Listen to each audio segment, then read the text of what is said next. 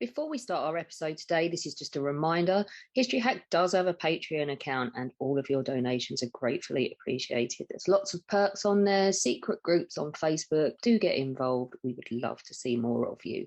Enjoy the episode today. Hello and welcome to another instalment of History Hack, specifically day 2 of Boaty Week. I'm really excited today because Charlie's with me. Hey, Charlie. Hello, I'm so pleased to be a part of Boaty Week. I know. I bet you didn't think you were going to get in on Boaty Week, did you? I didn't think so, because I always think of the boaty stuff as, we're talking about the Second World War boaty stuff, First World War boaty stuff. We talk about that a lot. And then there's all the sort of Napoleonic boaty stuff. And I didn't know I'd get a look in. I know, but we have got 17th century boaty stuff because we've got amazing Davies with us, who's been on a couple of times before, is of course a naval historian and author. He does amazing historical fiction about Charles II's navy, namely the Quinton journals, which if you haven't read, where have you been? David, how are you? I'm great, thanks, Alex. Yeah, delighted to be here again. Oh, and do you know what? I gave you complete open license to talk about any boaty stuff you wished. And not only did you bring Stuart boaty stuff, you bought an exploding boat, didn't you? I did. You can't beat a good explosion and a good shipwreck. You can't. This is amazing. And you are preaching to an already converted choir with Charlie in the house, because you're going to tell us why people need to pay more attention to this shipwreck, because it is better than the Mary Rose. Is that what you're saying? Well, we 17th century types would be a bit biased, fair enough. But I mean, there are comparisons, let's say. We're talking about the London, aren't we? So I suppose, first place, we always go 17th century is Pepys, isn't it? So tell us about the accounts of this, what happened, and then we'll get into why and what the situation is now with the wreck. So how does the London blow up? Well, let Pepys tell us. So this is on the 8th of March, 1665, and he writes this in his diary. This morning is brought me to the office the sad news of the London, in which Sir John Lawson's men were all bringing her from Chatham to the Hope, and thence he was to go to sea in her. But a little of this side the boy of the Nore, she suddenly blew up. About 24 and a woman that were in the roundhouse and coach saved, the rest being above 300 drowned, the ship breaking all in pieces with 80 pieces of brass ordnance. She lies sunk with her roundhouse above water. Sir John Lawson hath a great loss in this, of so many good chosen men and many relations among them. So that was Pepys's account. And I mean, it clearly shocked him that this great ship, one of the greatest in the fleet, could just blow up like that with such huge casualties. I mean, he's mentioned there 80 guns. This is a big ass boat. It is, yeah, absolutely. I mean, it's technically what they called a second rate at the time, so it's not one of the very biggest ships, a first rate. But I mean, it was one of the biggest ships in the Navy. So, I mean, it was a tremendous loss, and not just the loss of the ship, but the loss of the guns. I mean, in a way, they were lucky with where it sank. It's off Southend. And not that far off Southend, so they actually got most of the guns up. But I'll come back to the guns perhaps a bit later on. Mm-hmm. Gosh, I mean, this sounds like it was a huge, shocking tragedy at the time, and we're going to get into that. But I think let's backtrack a little bit about the London. You said it was a huge boat with loads of guns. Why was it built? When was it built? Tell us about the London pre-explosion. Okay, yeah, well, it's built in 1656 in Chatham Dockyard, and so it's actually built by Oliver Cromwell's government. Now, Cromwell's government obviously had a lot of enemies of all sorts, but it's also very ambitious, and Cromwell. I feel like we need to do a boo every time. A lot of enemies. Yeah. Fair enough. Okay, Cromwell boo. So he was building big new ships to sort of impress the neighbours partly, and to almost act as a deterrent to Spain. He gets into a war with Spain fairly soon. And France, but if he's at war with Spain, he's in an alliance with France. So actually, I mean, in the early years, the London is used for things like fighting off the coast of Flanders, where Cromwell Boo is helping the French to capture Dunkirk from the Spanish, and then she goes to the Baltic, And, you know, there's a war happening there between Denmark and Sweden. England gets a lot of its naval supplies from the Baltic, so it's very interesting what's happening in that war. And so really the London is sent around on these sort of firefighting missions. Because she's such a big ship, she doesn't really go, you know, outside relatively home waters. And certainly not in the winter. These ships tended to be used in the summer, but even so, I mean, she's an incredible floating statement, really. She's putting across an image of England that is what Cromwell wants to project. Gosh, how many men did it take to kind of keep her going? How many would be working on there at any one time? Well, it varies. I mean, ships in that period had different amounts of crew depending on whether it was peace or war, to an extent depending on which sea area they were in, and so forth. So, I mean, in peacetime, the London would have 280, 300, something like that. By the time we get up to 1665, when she blows up, she's going to have about 450 men on her. And to a considerable extent, the number of men you carry is dictated by the number of guns you've got aboard. They had usually 7 men to each gun crew. And in the Second Dutch War that they're building up to in 1665, she's got about 76 guns on board. So, you know, you can work out the maths relatively easily in that sense. But I mean, you know, these are huge numbers of men stuck in a very, very small space. But that's about the same crew as the Mary Rose, isn't it? Yeah, exactly. Look, it's bigger, but even so, it's not going to be much more comfortable. You know, it's going to be cramped. It's very low. It's smelly. It's all these sorts of things. And so, yeah, the conditions below on these ships in heavy seas, for example, could be pretty grim. You've mentioned her adventures under Cromwell. Yeah. Did she play a glorious role in the restoration of the monarchy? Hurrah! Oh, very, very much so. Yeah. I mean, when the fleet goes over to Holland to bring back Charles II and the royal family from this period in, you know, this 11 years in exile, London is effectively the number 2 ship in the fleet. It's the Naseby. That's the main flagship. Obviously, as soon as they get over there, Charles comes aboard and decides, for obvious reasons, the name Naseby is going.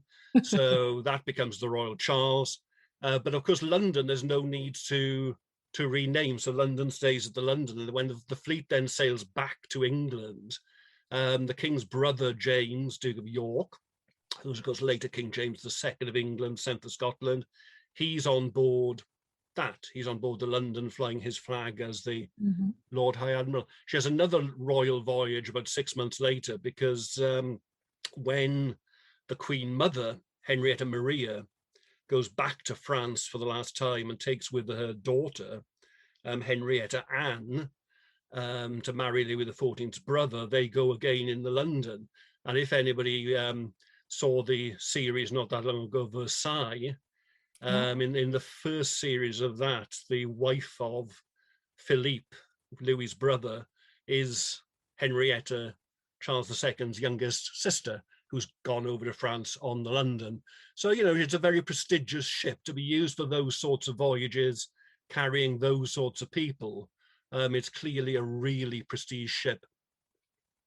Gosh, anyone who's seen Versailles versus reading anything about Henrietta and Philippe's relationship will know that Versailles was an incredibly sensitive portrayal of him. Yeah, just a little compared bit, to what we read of him in the books. Yeah, I quite liked him in that. He was lovely.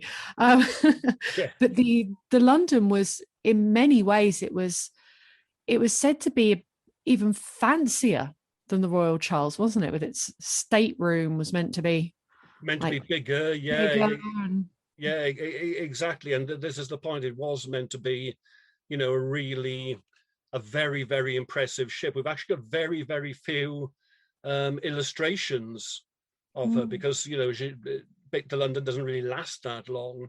And so she's not actually portrayed by the Van der Veldes, the great maritime artists of the period, because she's gone before they get to Britain.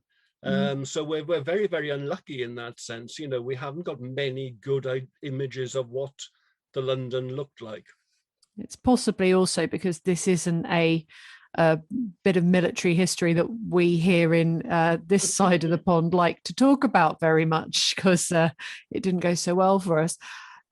I was going to say, we've discussed this before, haven't we, David? About we just gloss over the whole Dutch war thing, but that's where we're going, isn't it, Charlie? Yes, tell us about the second Dutch war.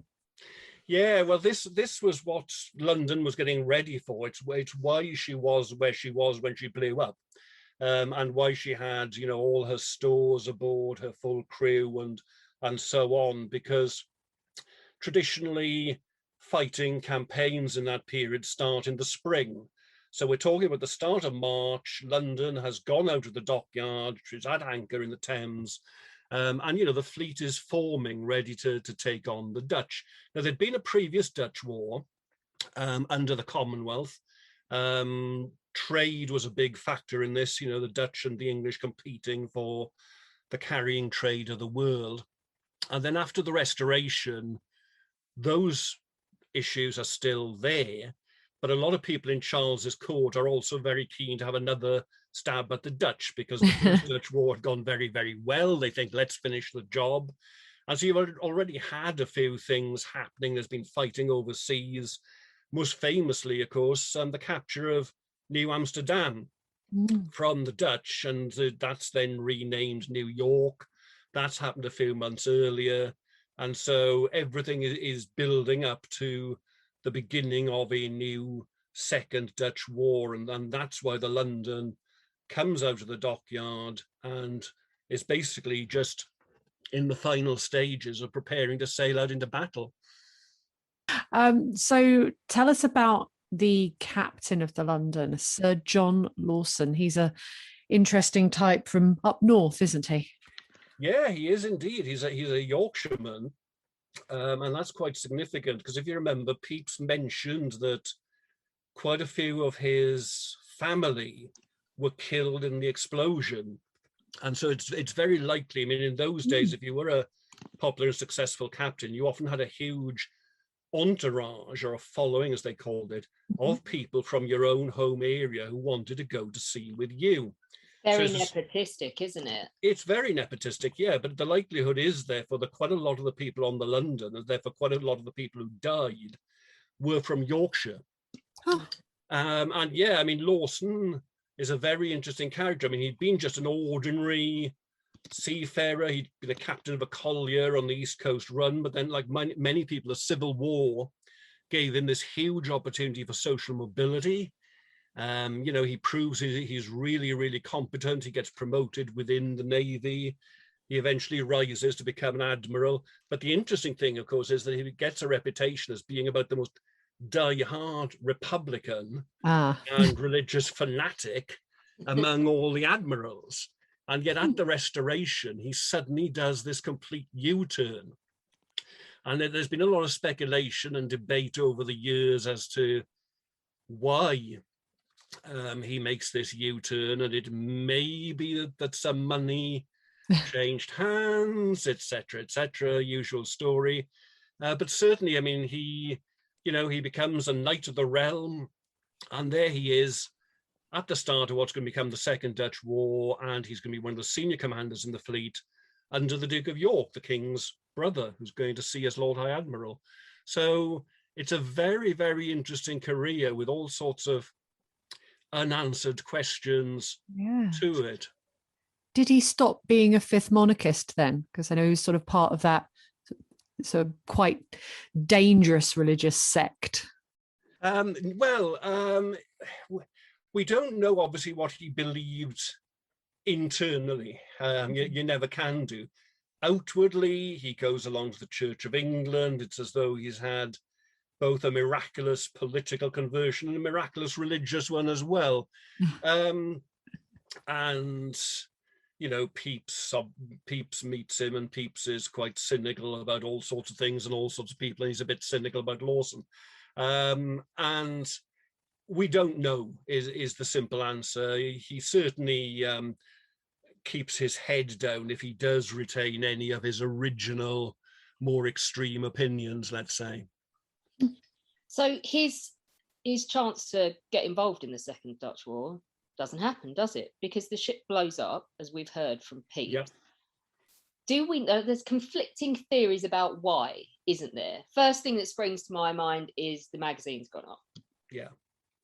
And that, I think, is the most likely explanation. I mean, for an explosion of that size, you know, to having the effect that it did have, clearly something has gone catastrophically wrong, and it may well have been that you know, as I say, they're taking on stores, they're in the middle of that process. It may be that while something was being moved around below decks, something came into contact with something else that shouldn't have done, and bang. Again, we don't really know. I mean, the wreck itself hasn't sort of thrown up any indication of this, but you wouldn't expect it to. You know, all that sort of evidence would have disappeared long ago. So, yeah, I would say personally, powder room likeliest. But you can never tell. I mean, obviously at the time, in the mindset that it was, you're building up to a war, there are suspicions of sabotage. Yeah. Inevitably, of course, there are. But I mean, if the Dutch wanted to sabotage anything, they would have sabotaged the Royal Charles. Yeah. You know, the flagship, the one with the King's name, the Prestige. After all, you know, a couple of years later at Chatham, when they raid Chatham, they tow it away with them. So they are aware of the significance of that ship. And I don't think the London would have been up there in any list of hypothetical targets, really. The interesting thing, of course, is that it's actually, we know with hindsight that all the really grim stuff of that period is going to happen straight afterwards. You're going to have the plague, very topical. Then the next year, you're going to have the Great Fire of London. And the year after that, you're going to have the Dutch sailing up the Medway and stealing the Royal Charles. But of course, without hindsight, in March 1665, the loss of the London is seen as this great omen of disaster. And in a sense, people say, well, it's borne out by what happened subsequently. There'd been a comet around over the winter of 64-65, which had caused all sorts of gloom and doom predictions and so forth. And in a way, what happens to the London is seen almost as proof of all that old superstition. I have to ask as well. So we know the powder's gone bang, and that's why it's exploded. But I mean, what's the scope for sort of, I don't know, like an accidental fire in a galley leading to it, or is there any? Oh yeah, I mean, always. It's you know, this happens not that often, but quite frequently to ships of the period. I mean, one of the other great, really famous ships at the time was the Sovereign of the Seas. Launched for Charles I. I know it's called just the Sovereign, and that lasts for years and years. But in 1696, you know, it's laid up in the Medway and so forth. And one old shipkeeper on it just knocks over a lantern, and the most famous ship of the time is just burned out. I mean, these things happen. You're talking about wooden warships with open fires on them, in lanterns and in galleys and so on and so forth. So yeah, accidents of that sort did happen. Gosh, I think there were some reports at the time that people were suggesting that the powder that they'd been stocking was cheap and not so good, so perhaps more prone to exploding. Yeah, well, I mean, again, you know, there are certain, I've got to be careful how I phrase this, there are certain modern resonances to the idea perhaps of contractors supplying the government with substandard goods that they could make a bigger profit out of. Yeah, so again, I mean, it wouldn't be entirely surprising, let's say, if that wasn't a part of the mix. Gosh, well, I think personally, I could quite happily listen to an entire episode on naval treasury dodgy dealings at this time. If you want to come back and talk to us about that, for sure. But we need to come back to the exploding London. How many casualties were there when she went up, and were they all the people you'd expect? You know, the sailors and the captains. Yeah, well, I mean, the Lawson wasn't aboard, so Lawson is fine, and he goes on to command another ship, but then of course he gets fatally wounded in the first battle of the war, so he only actually lasts another 3 months or so anyway, so it's not a long reprieve for Lawson. Pepys again has told us that 300 plus people are killed, which is going to be the great majority of the crew, and not the commissioned officers, but that'll inevitably be some of the warrant officers, petty officers as well. The really interesting reference, of course, in Pepys is to the woman being killed. And this often raises eyebrows, but people obviously with a modern sensibility think, hang on, here's a ship that's about to go off to war and there's a woman aboard it. But actually in that time, it was absolutely common practice that before a ship put to sea properly to begin its voyage or its campaign or whatever, the women and complete families were allowed on board. Wow. And about 10 years later, you got a wonderful account from a chaplain in Charles II's Navy of, this happening, and you go below decks and you suddenly see sort of random female legs appearing and this kind of thing. So you can just imagine what the scene might have been like on London that particular night. So this is wives and significant others saying goodbye, seeing them off, and there were also children on board as well. Yeah, I mean, this again was relatively common practice for the time. And I mean, I suppose you could say there's almost an element of, indoctrination in it. Where are you going to get your next generation of seafarers from? You're hoping that some of these kids are going to be fired up by being on one of these great warships, and they'll then go off to sea in 10 years' time themselves or whatever. So, it's an interesting mix, as I say. I mean, you can easily imagine that you're going to have all these Yorkshire accents around on the ship. You're going to have the women, you're going to have the children, and then bang, and the whole lot goes. Gosh. Do we know anything about the cleanup? I'm just like, I'm always the morbid one, but this made a god-awful mess in terms of wreckage and obviously human bodies as well. Like, where did they wash up? I mean, did anyone get graves or? Well, one assumes so. I mean, I don't think there's any actual detailed record of that. I mean, I've sort of written a fictional account of this in one of my novels, and obviously I have, bodies floating on the water around the wreck and being fished out of the water and so on. But in that sense, a lot of this is best guess. I mean, people at the time tended not to go into such matters. It's not that they're necessarily more callous than we are. It's just that they had a different mindset about such things. I mean, clearly there would have been a lot of wreckage, there would have been remains, but clearly the government's big priority was none of that. The government's big priority was the guns. Of course.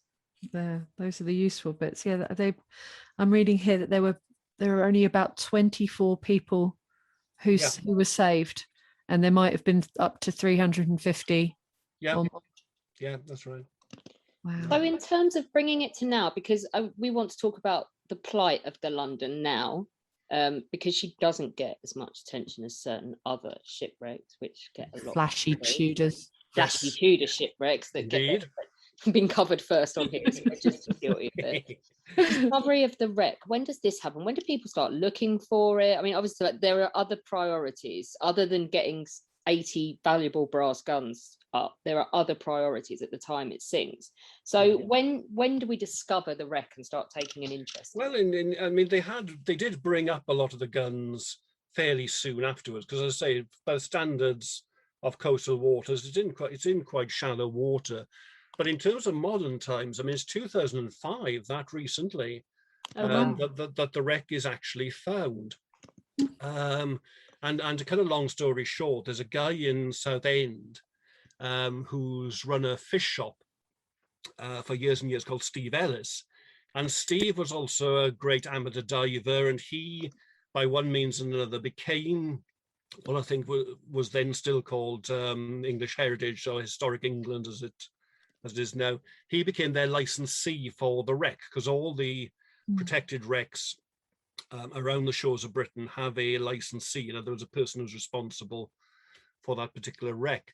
And it became a protected wreck in 2008. And since then, there have been dives pretty much every year during the summer onto the London. And that's, you know, the modern history, if you like, that where it was found. And unfortunately, you've had some quite unscrupulous people as well who brought up some of the guns when they shouldn't have done and didn't report them, and so on and so forth. So there have been various subplots, as there are with so many of these historic wrecks.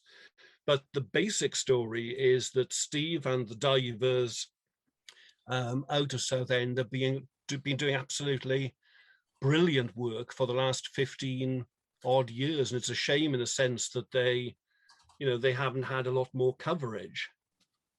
Gosh.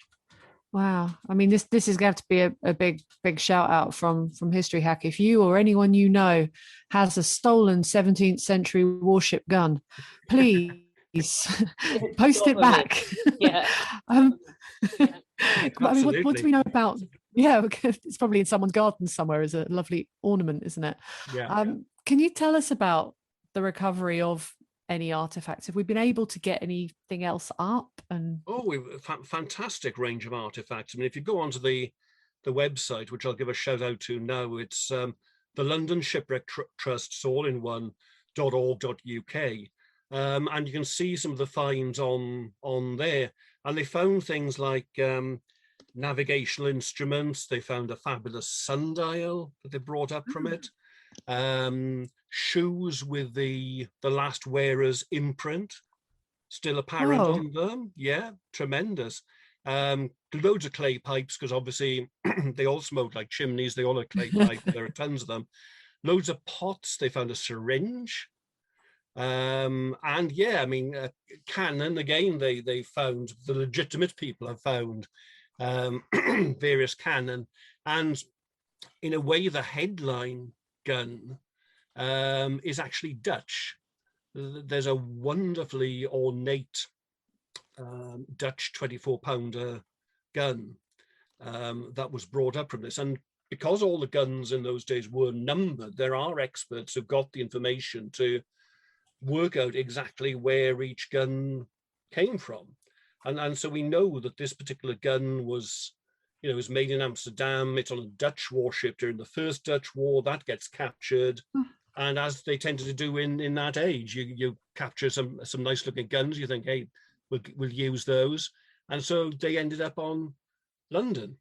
But actually even more interesting in a sense than the guns, they brought up a full-size gun carriage. And gun carriages, by definition, are far rarer to find than the guns, because, of course, they're wood. Yes. And they disappear. And it shows you the kind of seabed you're dealing with out there, because there's a lot of silt. It's as it did for the Mary Rose. In fact, the half that survived, it's preserved a lot of the things within the silt. And so this gun carriage was preserved. It was raised and so forth. It's been preserved. And although it's much less sexy in so many ways than the gun, it's actually the more interesting and important find in many ways. Gosh. How much of the hull is there? Well, that in a sense leads on to the real problem, because in a way it's quite similar to the situation with the Mary Rose, in that a lot of the superstructure and so forth had disappeared, and all you've got left is what happened to be preserved in the silt. But the problem is, if you think about it, you're talking about off Southend. It's the main Port of London shipping lane. Yeah. And you've had, okay, they moved the shipping lane to try and preserve the wreck, but even so, you've got bigger and bigger ships all the time. And every time one of those comes up or down the river, it actually takes away a bit of the silt, it destroys a bit more of the wreck, and so on. So it's a real race against time that the people down at Southend are up against, because they've been out on dives, they found artifacts on one dive that have disappeared by the next dive. Oh wow. Yeah, and I mean it really is tragic. So much has been lost and will continue to be lost unless there's a fairly quick solution on this. Gosh, now being a massive nerd and girly swat, David, I'm already looking at the finds gallery on the London Shipwreck Trust.co.uk, and I can see the gun carriage. It is absolutely fantastic.